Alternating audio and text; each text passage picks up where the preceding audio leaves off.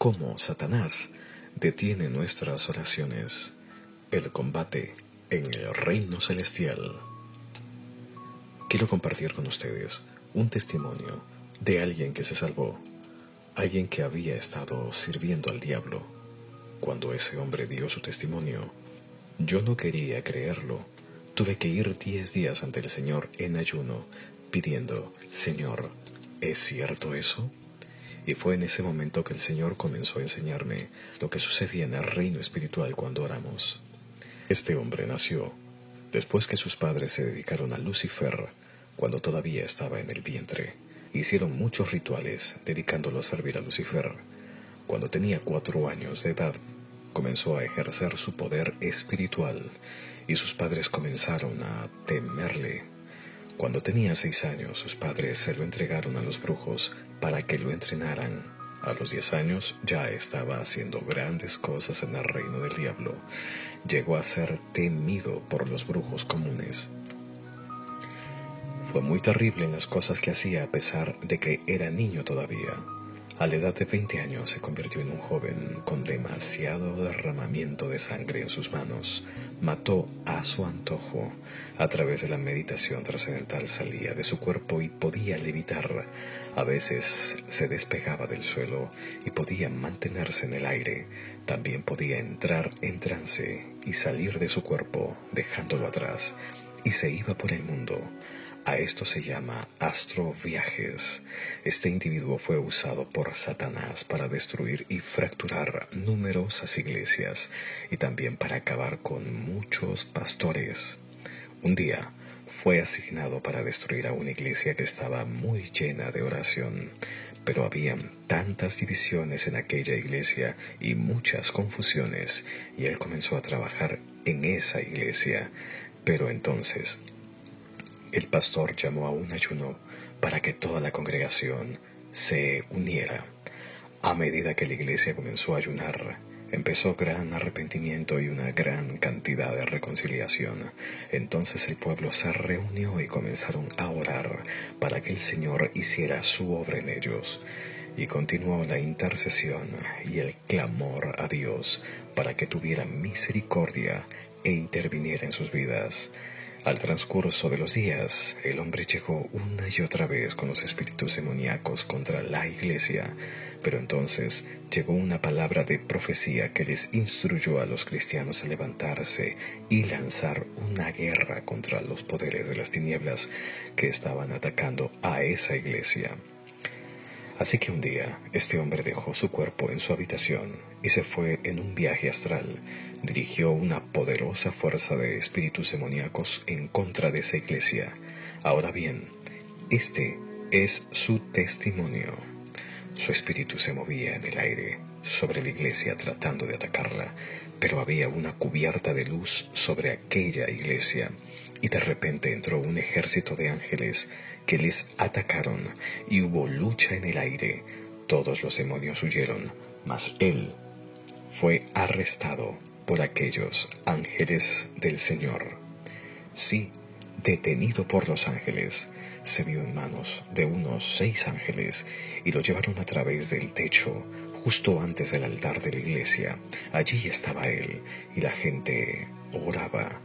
Estaban en profunda oración de guerra espiritual, atando, quebrantando y echando fuera demonios. El pastor estaba en la plataforma dirigiendo las oraciones y la guerra espiritual. El Espíritu de Jehová le habló al pastor diciendo: el yugo se ha roto y la víctima está allí frente a ti. Ayúdalo por medio de la liberación. Cuando el pastor abrió sus ojos, vio al joven colapsado allí. Su cuerpo estaba con él. Él estaba en su cuerpo. El joven dice que no sabe cómo su cuerpo se unió a él, ya que lo había dejado en su casa, pero allí estaba, en su cuerpo, sin saber cómo había entrado en la iglesia, excepto que los ángeles le habían llevado a través del techo. Ahora bien, estas cosas son difíciles de creer, pero el pastor silenció a la iglesia y les dijo lo que el Señor le había dicho, y después le preguntó al joven: ¿quién eres tú? Oraron por su liberación y él temblaba mientras los demonios salían de él. Más tarde compartió su vida. Este joven ha llegado hasta el Señor y es evangelista, predicando el Evangelio. El Señor lo está utilizando poderosamente para liberar a otras personas. Una noche fui a una cena, cuenta Juan Mulinde, redactor de esta nota. La única razón por la que fui es que alguien me habló del joven. Yo tenía mucha curiosidad de verlo y de comprobar si su historia era verdadera.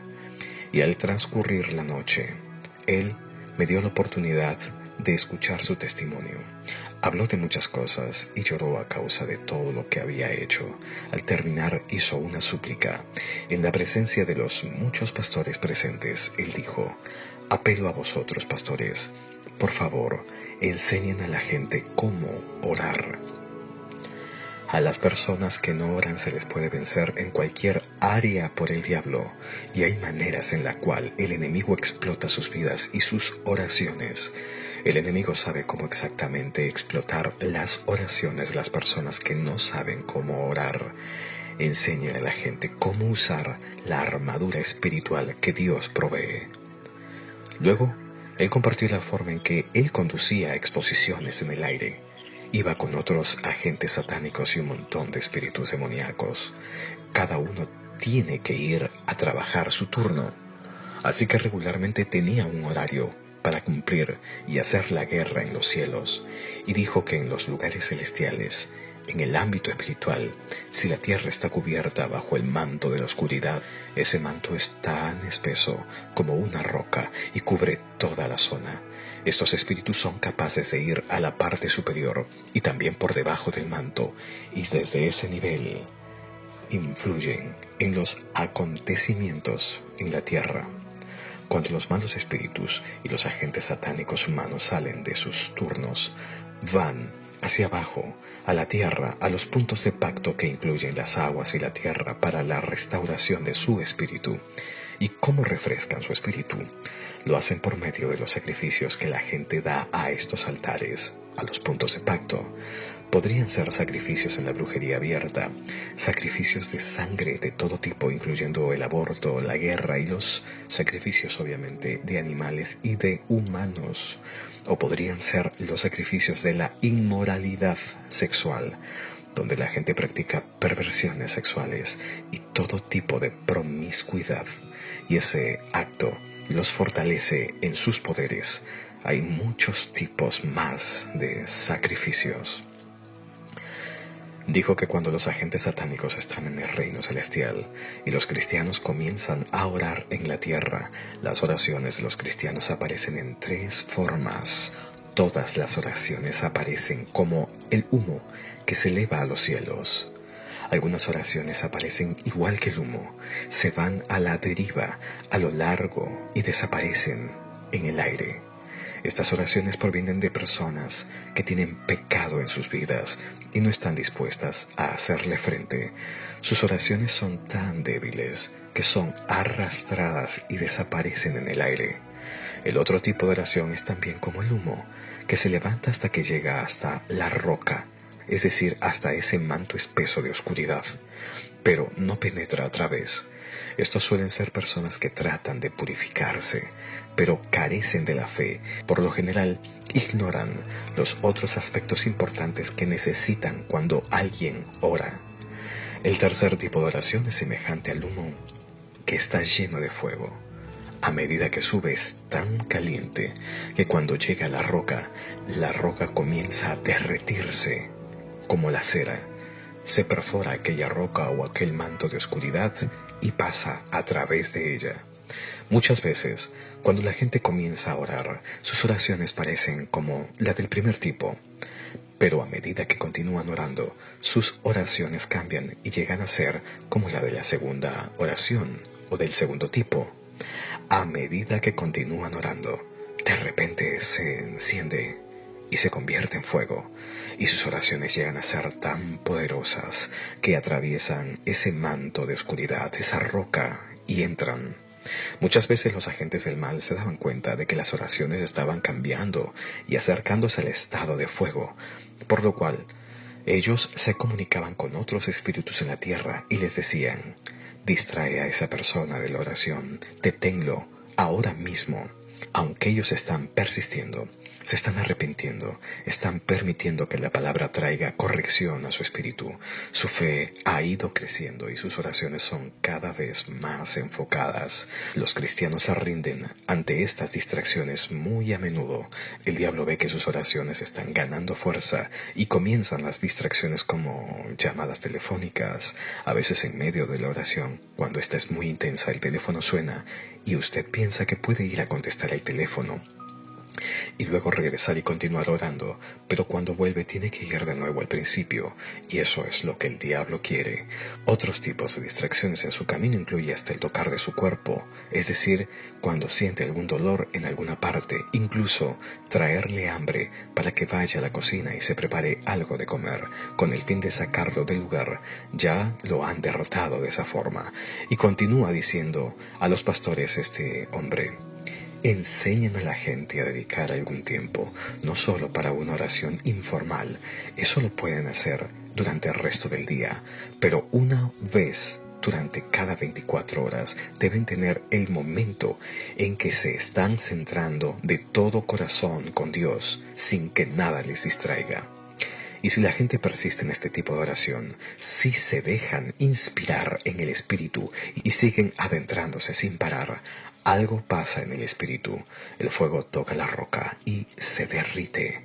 Y este hombre dice además que cuando empieza el deshielo es tan caliente que no hay ningún espíritu demoníaco ni espíritu humano que pueda soportarlo. Todos huyen, todos salen corriendo. Es entonces que llega una abertura en el reino espiritual, pero es como que dejamos todas las cosas atrás y nos conectamos con Dios. Y este hombre dijo que cuando las oraciones entran, a partir de ese momento no puede haber ningún tipo de resistencia y la persona que ora puede seguir haciéndolo mientras que él quiera. No hay resistencia que pueda detenerlo. Y entonces él dijo que después de que termina la oración, el agujero que se hace en los cielos permanece abierto, y dijo que la gente, cuando se levanta de su lugar de oración y salen, este agujero abierto se mueve junto con ellos. Ya no operan bajo el manto de la oscuridad, sino que ahora operan bajo cielos abiertos. Y nos dijo que en tal estado el diablo no puede hacer lo que quiera en contra de ellos, y la presencia del Señor es como un pilar del cielo descansando en sus vidas. Ellos están protegidos y hay tanto poder dentro de esa columna que a medida que se mueven, la presencia toca a esas personas y a otras más, y a otras, y a otras. Disciernen lo que el enemigo ha hecho en otras personas y en lo que hablan con la gente, y esas personas se paran con ellos. Entonces entran en ese pilar y mientras se mantengan dentro de esa columna, todas las ataduras del enemigo se debilitan. Al orar por los enfermos o por las cosas, la presencia que está ahí hace toda la diferencia. El hombre dijo que el diablo odia a dichas personas. También dijo que si hay lugares donde la oración se hace con regularidad, a través de esa manera, entonces la presencia se encuentra sobre ese lugar y no se va. Así que incluso las personas que no conocen a Dios, cuando entran en este lugar, de repente todas las ataduras se debilitan.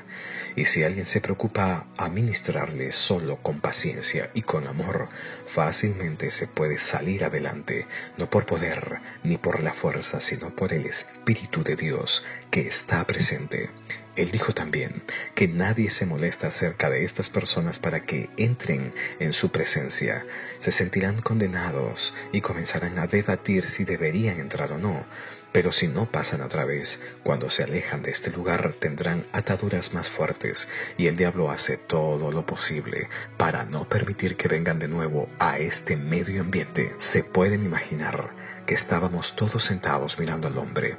Él nos estaba diciendo las cosas que solía hacer y lo que él solía ver.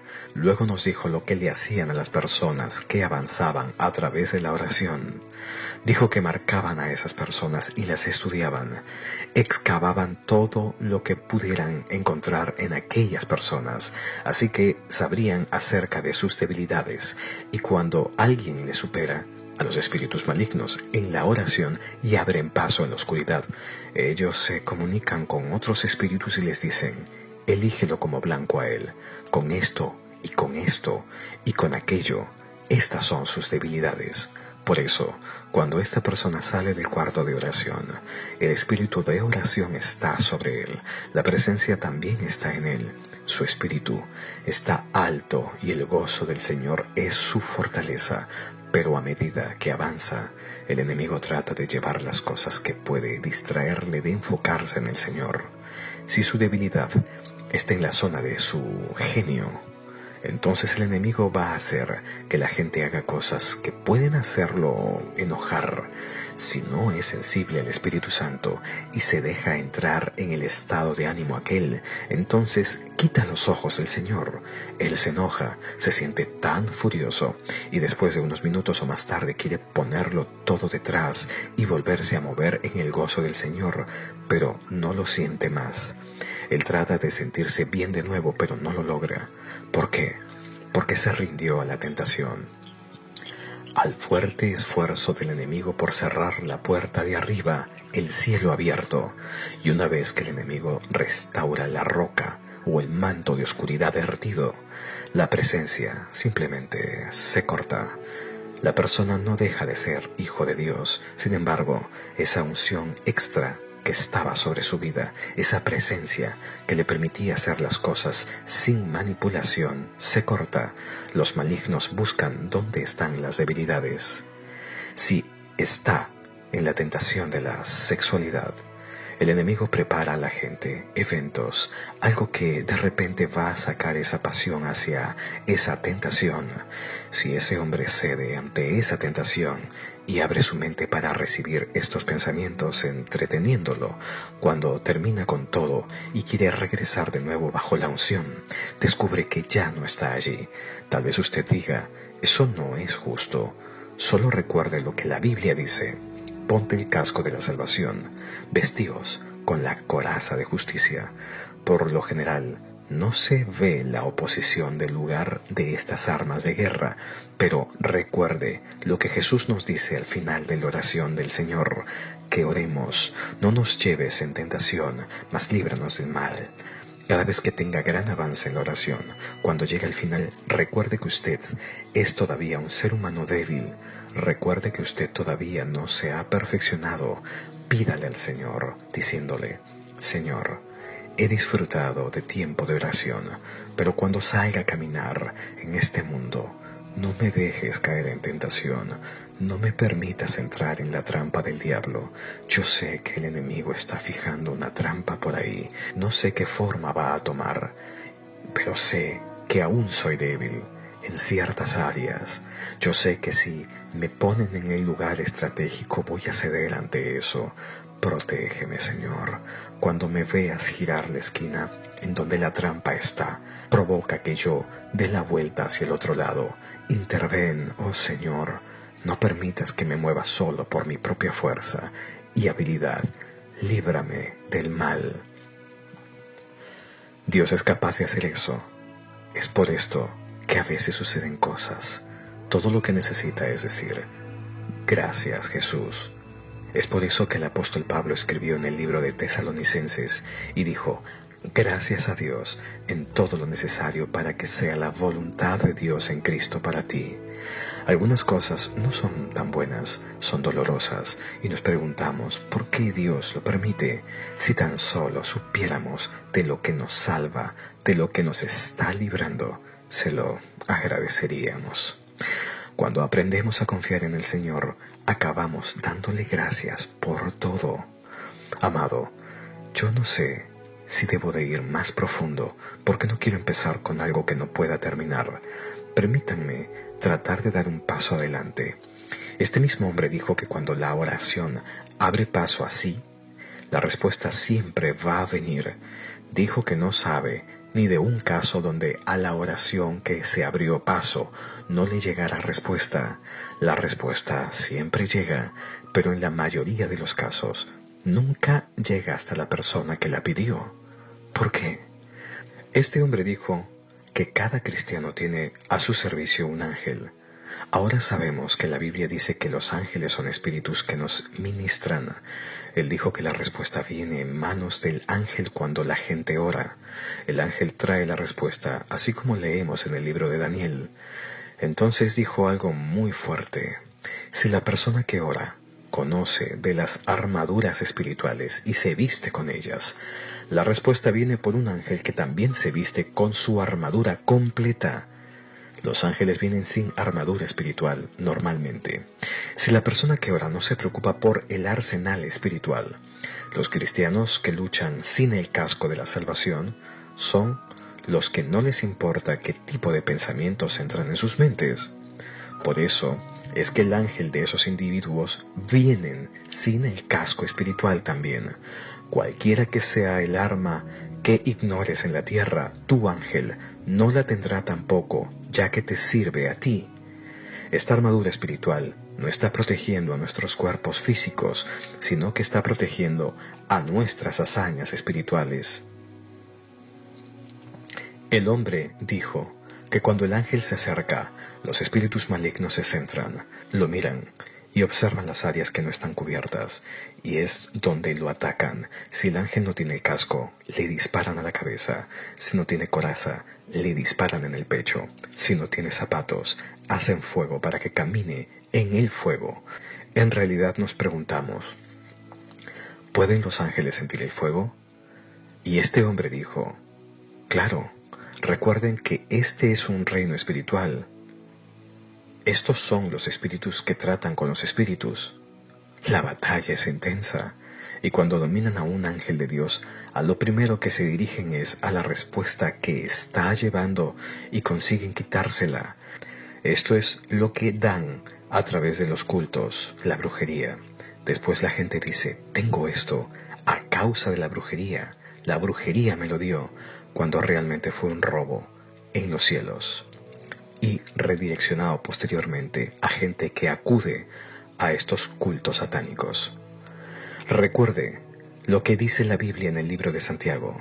Todas las cosas buenas vienen de Dios. Entonces, ¿de dónde consigue el diablo las cosas que le da a su pueblo?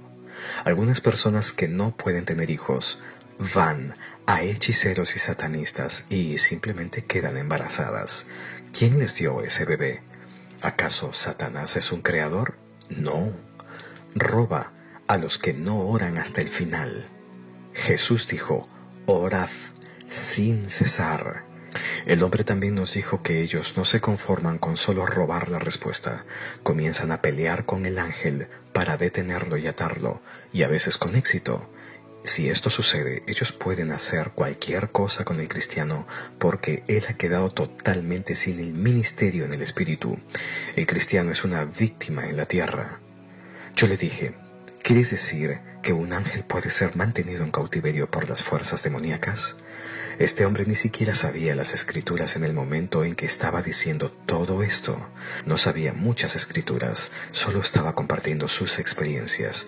Y él dijo que no mantienen al ángel mucho tiempo, porque como los demás cristianos oraban en otro lugar, el refuerzo vendría, y el ángel quedaría en libertad. Si el cristiano responsable de todo esto no ora hasta el final, él sigue siendo un cautivo. Entonces el enemigo envía a su propio ángel como un ángel de luz a esta persona, y ahí es donde el engaño entra. Visiones falsas y falsas profecías, falso liderazgo. Me refiero a dirigir y a guiar en el espíritu, tomando decisiones equivocadas de todo tipo. Muchas veces, esta persona está abierta a todo tipo de ataque y esclavitud. Le pregunté al Señor, a Dios, ¿por qué salí de esa cena tan preocupado? Y le dije, Señor, no quiero siquiera tratar de creer estas cosas. Se eliminaría toda mi confianza, mi seguridad. Entonces fui a buscar al Señor por 10 días. El Señor hizo 2 cosas. Primeramente, no solo confirmó las cosas que había escuchado, pero también Él me abrió la mente para ver mucho más de lo que este hombre podía decirnos sobre lo que sucede en el reino espiritual. Y en segundo lugar me llevó a ver lo que debemos de hacer para que las cosas que suceden allí no nos superen, sino que nosotros podamos superarlas. También tenemos que saber 3 cosas y realmente llegar a un acuerdo con estas. Primero, la forma de operar con las armas de guerra. La Biblia la llama la armadura de Dios.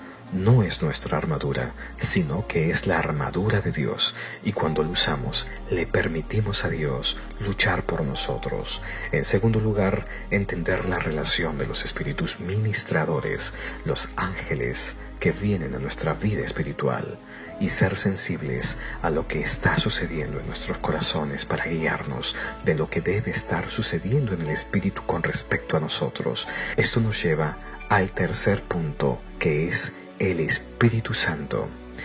El Espíritu Santo no viene al mundo a servirnos, ni a correr de aquí para allá al Padre a decirle lo que necesitamos. Es el trabajo de los ángeles, pero el Espíritu Santo está a nuestro lado. Nos guía, nos enseña y conduce, nos ayuda a orar de la manera correcta.